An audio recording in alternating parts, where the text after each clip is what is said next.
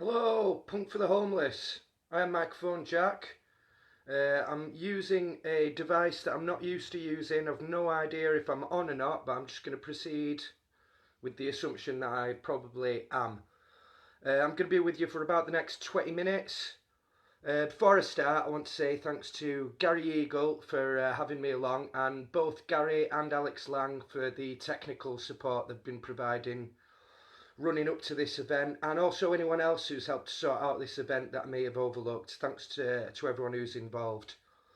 This first piece I'm going to do is one of my pet hates. It's about one of my pet hates, and it's something that causes me massive amounts of stress and unhappiness. It's about the issue of wasting food, and it's based on a true story. This is called 3/4 of a portion of chips.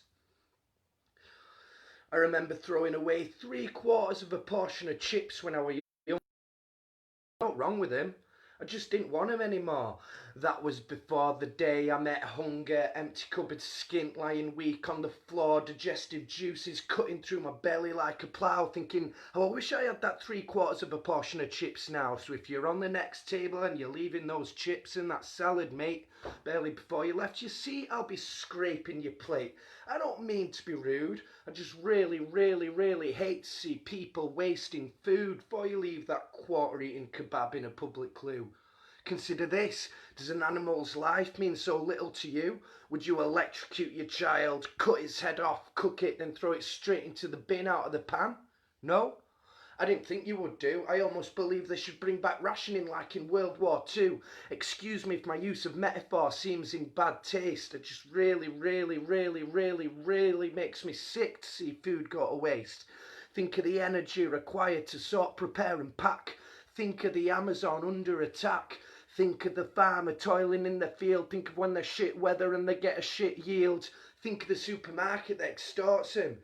Think of the carbon footprint to import the stuff here. Consider that the maturation process for a pineapple is 2 years. Consider that once the planet is dead, it'll be unexhumable. When you consider all this, out of produce is a luxury consumable, so if you push away your plate, you'll have to forgive me if I scoff, because the I don't like it crew really piss me off. Just think.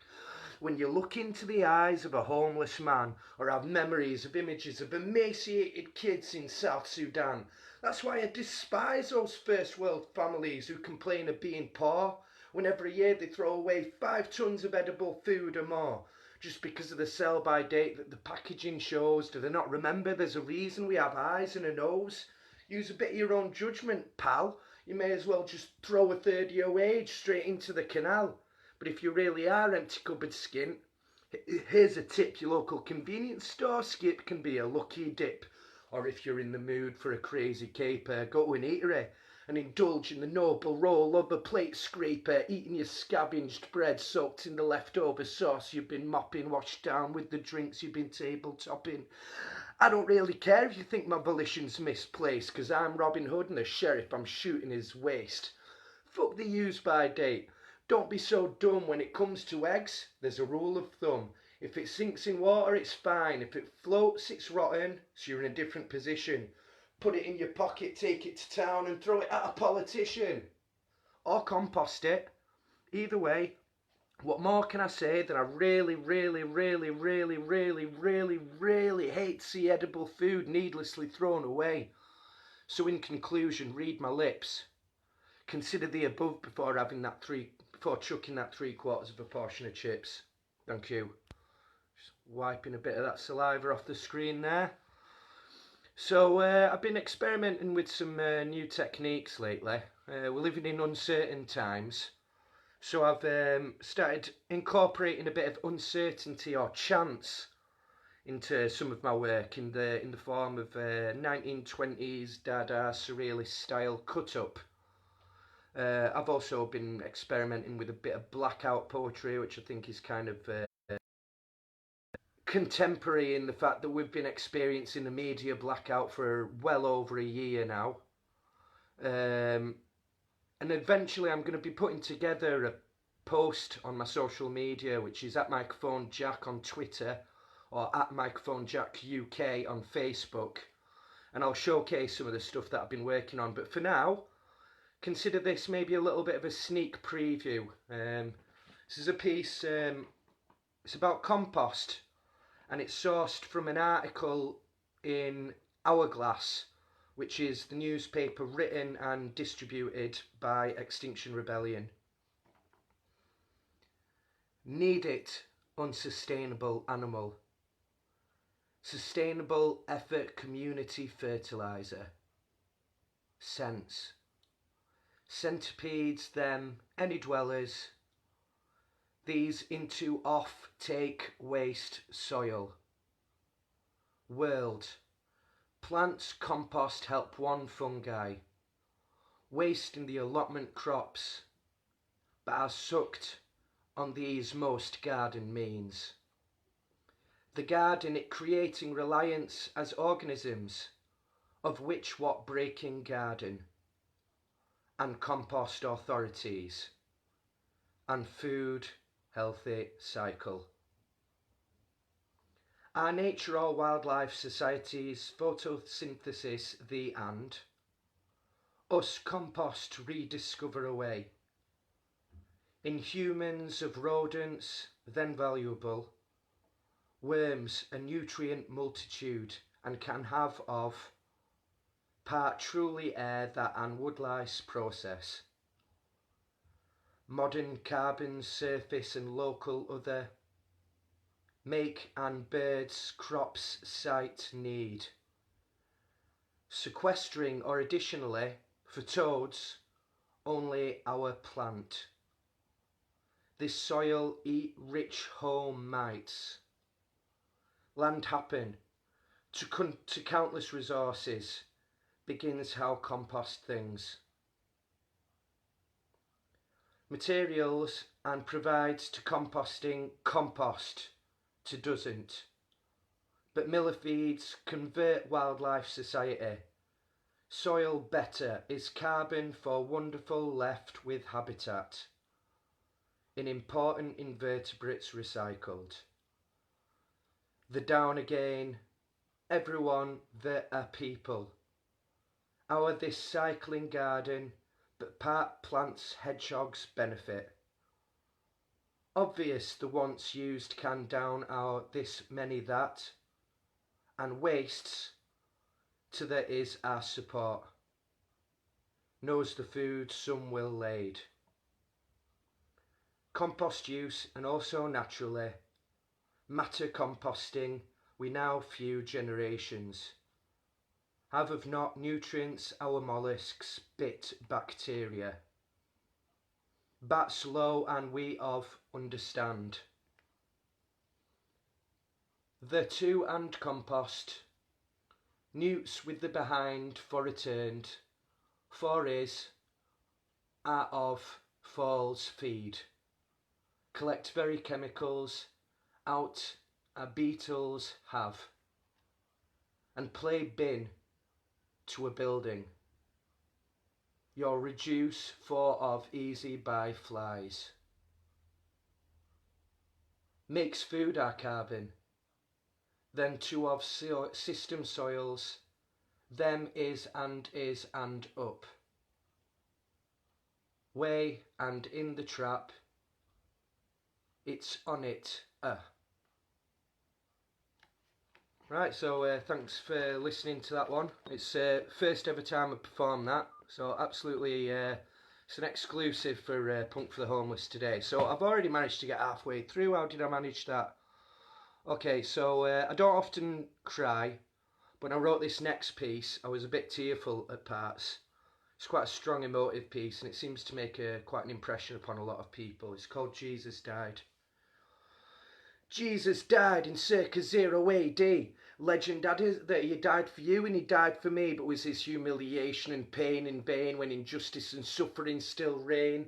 Jesus died, Jesus dies. Jesus stood up for justice and against persecution. Jesus was the victim of a witch trial and was sentenced to execution. Jesus died when he was 30 odd years old. Jesus dies on the streets at Christmas. Alone out in the cold, Jesus died, Jesus dies. Jesus gets battered by different coloured skinned folk. Jesus got killed for that gram of coke. Jesus died for me and he died for you. Jesus got shot on the 30th of January 1972.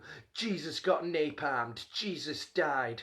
Jesus dies. Jesus resisted authority. His story is one of iconoclastic bravery. But what was it all for when people like Mary Magdalene are still sold into slavery? Hands to the bone, she slogs. Jesus was washed up on that beach in 2015. He was refused entry, like blacks, Irish and dogs are birthed out in the cold, an exercise of endurance. Maybe the Virgin Mary should have thought of health insurance. Jesus suffered and died because he wanted to save. If Jesus saw away now, he'd be rolling in his grave.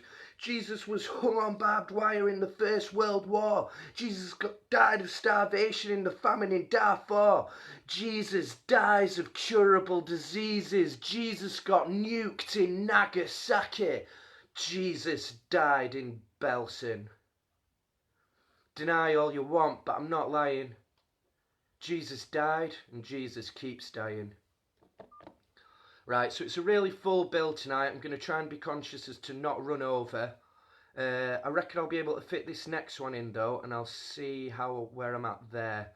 It's over 10 years old is this next piece that I'm going to do, and it's probably one of my most epic pieces. It's called The Blood That Spills for the Oil That Drips. Time's running out like a burning taper, wading through plastic packaging and wasted paper, covered in worthless words. The sound of traffic drowning out, singing birds, billboards and pollution render us oblivious to flowers in bloom, the crooked horizon dotted with tubes emitting plumes of fumes. A hole in the sky dilates like the eye of a person who is about to collapse, mirrored by the surface. The Arctic and its melting ice caps will be washed away like fungal spores when that amount of water engulfs our shattered shores. Most of us deserve this bit of medicine that we're tasting because of years of humanity senselessly wasting. Don't they realise the supplies won't last forever? The skies retaliate with stormy weather. The unconscious collaborators' flag unwittingly unfurled. In a partially forgotten, deprived corner of the world, there's a story left largely untold. Out there, you're lucky if you grow old. And all over the world, families unsheltered and cold, while out of fashion designer tops grow mildew and mould for a month. Not a gram of nutrition has passed this child's lips. While tons of perfectly good food is left to fester in skips, gallons and gallons of burning oil.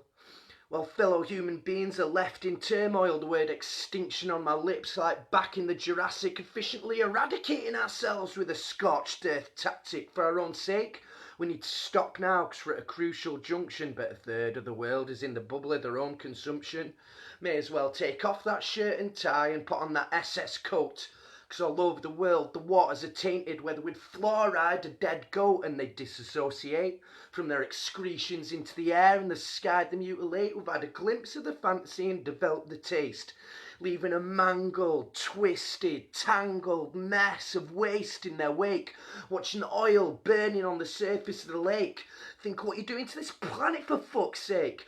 Many national governments and multinational organisations, it's time for a quick and brutal defenestration. Because of them, we're going environmental with a capital M. Sports cars in full sets and their private jets hardly use them. We want to see how many more they can get, like an intoxicated vampire on an ego trip. The blood that spills for the oil that drips. I'm microphone Jack and I'm planting the seed, 'cause some people don't seem to see the need to reduce, repair, reuse, recondition, recycle. We've been wasting for too long, and it's taking the Michael becomes ever more important as finally now, after years, we may be seeing the completion of the Marxist cycle. Mine's as substantial as form of those who'd sooner worship a penny than conserve their only home. Yes, our home, but it's not ours. Turn off that light. It's easy. You're not just burning a hole in the sky. You're drowning out the stars. We've been given a gift and turned it into hell, leaving nothing but poison gas, acid rain and an empty shell. And the function of the mass media, it seems at a guess, is to increase consumption by means of breeding a culture of stress. Reiterate the point with a little contortion. We mustn't lose sight of the fact that possibly some of this shit has been blown out of proportion. I'm not a doctor, but I got a diagnosis. This consumption leads to more waste, which accelerates the process. The resulting battle of the egos is going to lead to a nasty grapple, like the time on Olympus with the golden apple. This system needs that spanner. The only politician I trust goes to town wearing black and a red bandana, because they fight for freedom, whereas the forces these days fight for the spoils of war, gorge themselves sick in the faces of the poor, and when it comes to oil, they're junkies. They always want more. How dare them yuppie suckers dictate to me from the artificial plateau of their SUV when it comes to the powers that be? We need to rip off them blinkers because they fail to see that for people in their position they're not doing what they ought to. Fail to recognise the ripples that they're leaving for their children's sons and daughters, divide the profits amongst themselves into unequal quarters and feed the population with tainted water. No repercussions for you now as you widen the sky's hole, but we'll see what happens when you're weighing in your soul against a feather, unless you've another explanation for this erratic weather. The planet's spiralling into cataclysm. The fifth horseman of the apocalypse is capitalism. The sky is falling in through human audacity as we seriously threaten the planet's carrying capacity. The ecosystem's had enough. This desecrated planet's no more a diamond in the rough because of our pollution, cruelty and waste. We've left Mother Earth with a bitter taste, and some still stand back and wonder why. Hate, like molten lead, drips from the wounded sky. Right, so I've got about 4 minutes left, so what I'm going to do here, I was maybe going to plan on doing another one, but it's really hard to predict. Sometimes it goes quicker than you think. Just want to remind everyone what this gig's all about. Yeah, it's a load of us kind of virtually getting together on the internet on a Saturday night, but it's also raising money for a really important cause, like some kids that are seriously in the shit in Latin America. So if you want to contribute towards this good cause, if you look in the comments just below now, I think both Alex and Gary have posted details for the donations, and there's also a raffle going on this evening with some great prizes. If you're not bothered about a raffle and maybe feel as if you can't necessarily afford to donate, you might be tempted in some of the great Punk for the Homeless merchandise is available as well, and a good part, if not all, of the money raised in the sales of that goes towards the various causes that Punk for the Homeless supports. Right, so where are we? Okay, I think this is a good time to wrap it all up. This is probably one of my most popular pieces, and I intentionally in this piece take a kind of extremist stance to create a kind of dialectic with the big fucking industry that I'm kind of fighting against, man. I do recognise that for some people, like the use of cosmetics and personal hygiene and all that crap helps people's self-esteem, and it's a form of self-expression. I totally recognise that. But I think in the grand scheme of things, there's probably more important things than satisfying one's own vanity. This is called Body Terror. I'm going to finish with this, so before I do go, I'm going to thank you all for listening, and I'm going to say that if you did like what you've heard, then you can follow my work and that on my social media platforms. So that's at Microphone Jack on Twitter. On Facebook is at Microphone Jack UK, and there's also some stuff I've done with musical accompaniment on Bandcamp, and that's microphone-jack.bandcamp.com. Right, here we go, Body Terror. The beauty culture is oppression. The photo perfect sheen has become an obsession. It's like a drug, it's addictive, it's like a depressant for all those germ-free adolescents who call me a scratter, but I don't take offence as they wash away their last line of the immune defence, keeping up the pretences and using hyperreality to compensate for their dulled senses. Nip, tuck and suck, spray on the barabens, smear on the muck. Put on those shoes that deform your feet, may as well just take residence on Harley Street and fill your shelves, stack the products to the roof, because you're never going to find the fountain of youth. We just drip-fed insecurity through advertisement, pop and porn. The grass is always a person's lawn. Marketing so aggressive they should be done for assaulting, but this is a scrubber revolution and we are revolting, because it's an error.